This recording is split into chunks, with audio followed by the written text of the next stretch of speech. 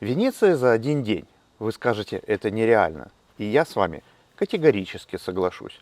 Но попробовать же нам никто не мешает. Сейчас расскажу как. Понятное дело, при подготовке поездки у меня было отмечено около 60 точек, которые хотелось бы посетить. Это так, навскидку. В итоге удалось посмотреть от силы треть. Эти места, конечно, основные, о них и расскажем. Поскольку в Венецию мы попали с моря, то Гранд-канал оставили на закуску и начали свой поход с площади Сан-Марко, парадного входа в Венецию.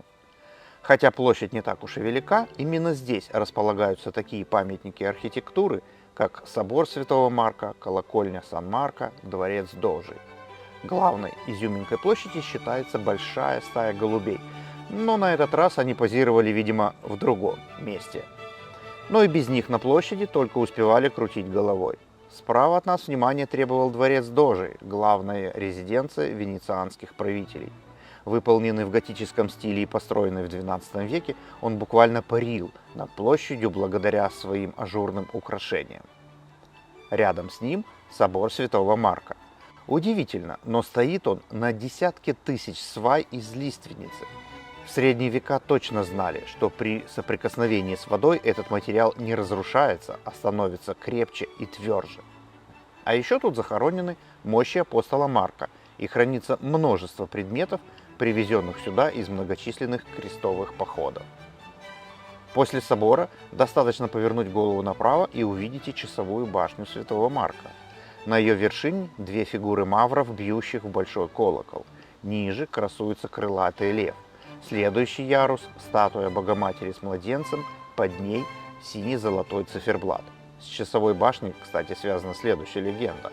Заказчику так понравилось творение мастеров, что он повелел выколоть им глаза, чтобы они не могли повторить своего творения. Недалеко от этих красот не менее знаменитый Понте деи Суспири – мост вздохов. Вздохи были нерадостные, поскольку мост соединяет дворец Дожи, где судили заключенных, с новой тюрьмой, где они содержались. Легенда гласит, что заключенные вздыхали, когда в последний раз видели прекрасный город Венецию через маленькие окошки моста, зная, что их вот-вот бросят в тюрьму.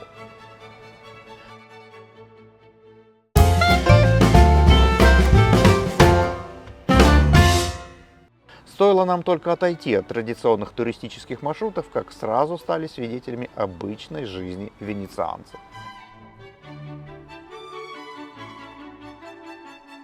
Вот, к примеру, так чистят канал.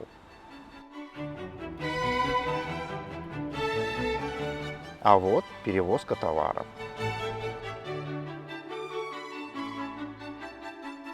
А так сушат стиранное белье.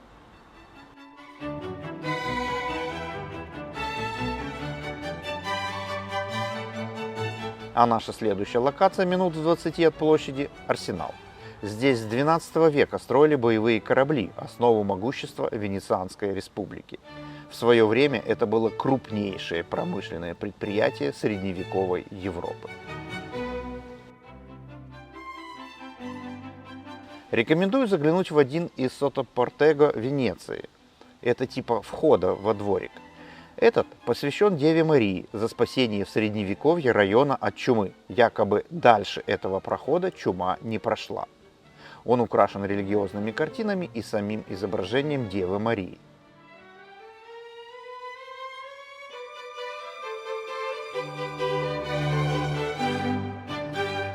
И да, видите красный квадрат на полу? Не вздумайте на него наступить. Плохая примета, утверждают венецианцы.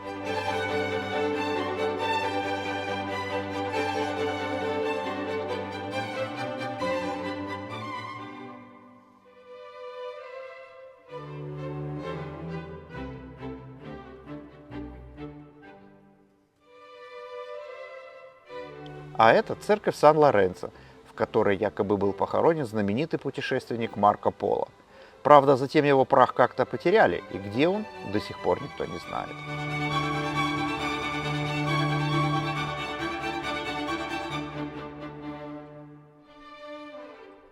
Мост Риальто – самый известный венецианский мост.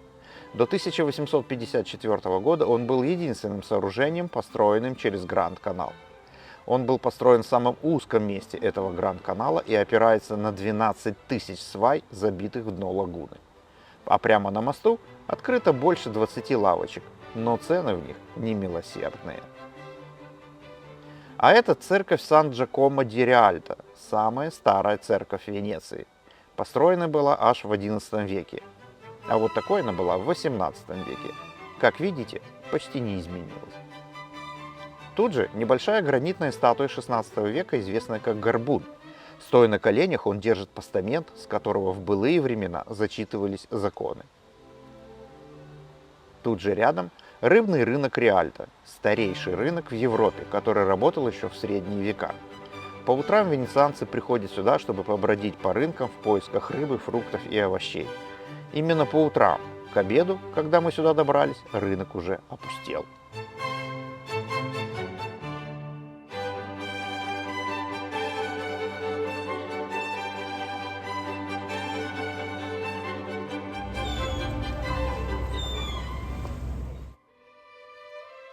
Неприметный мостик Понте делле Тетте, мост грудей. В XVI-XVIII веках тут разрешали стоять проституткам и обнажать при этом грудь.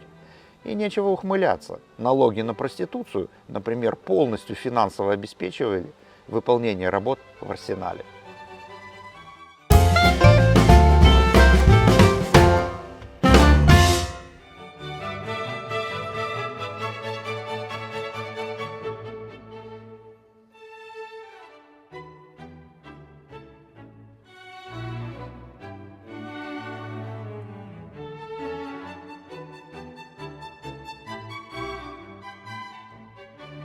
Ну и напоследок мы прокатились почти 4 километра на венецианском трамвайчике Вапоретто по Гранд-каналу.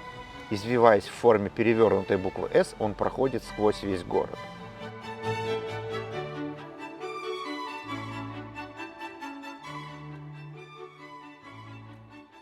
На берегах канала стоят более 100 дворцов, при этом набережных у канала практически нет. Их заменяют фасады этих домов, построенные на деревянных сваях. Тут царит постоянная суета, но все подчинено строгим правилам. И тут, как на любой дороге, существует свое ограничение скорости. Только для того, чтобы поднятые волны не разрушали стены домов.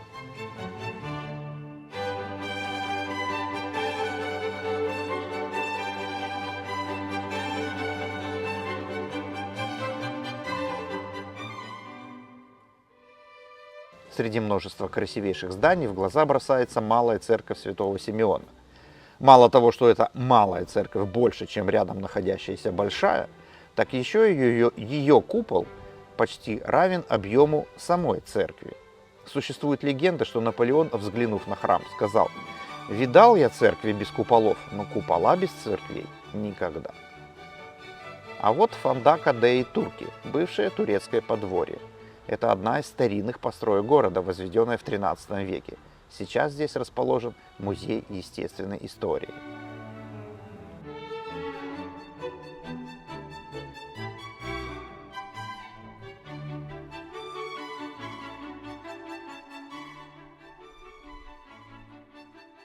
Вид на мост Риальто со стороны канала. Кстати, этот мост хотел построить сам Микеланджело, но проиграл малоизвестного тогда архитектору.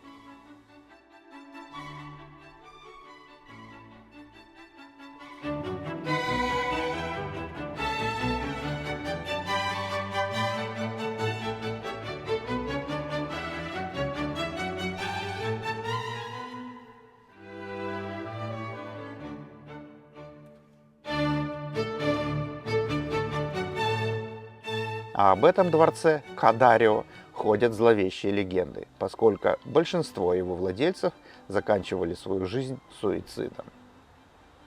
Вообще, писать отзыв о главном канале Венеции, вдоль которого расположены основные палаццо, дело неблагодарное. Можно, конечно, углубиться в историю каждого дворца, но тогда это многосерийный фильм. Поэтому ограничусь рекомендацией. Проплывите Гранд-канал трижды. Дважды днем, чтобы еще раз восхититься дворцами с воды и рассмотреть их более подробно. А потом хотя бы один раз ночью. Поверьте, совсем другой вид. Так что ярких вам впечатлений. И до встречи в следующих видео.